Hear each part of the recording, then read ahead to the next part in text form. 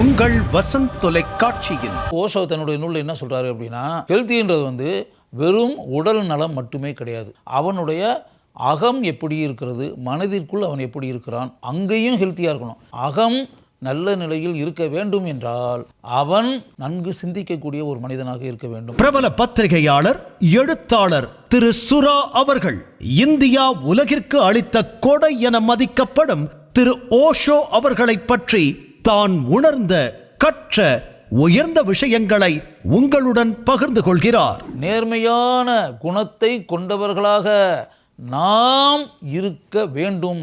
அப்படி நாம் இருந்தோம் என்றால் நமக்கு மிகப்பெரிய வாய்ப்புகள் இந்த உலகத்தில் கட்டாயம் கிடைக்கும் என்பதை ஓஷோ தன்னுடைய நூலில் கூறியிருக்கிறார். ஓஷோ உலகம் வரும் புதன்கிழமை காலை 10 மணிக்கு காணத் தவறாதீர்கள்.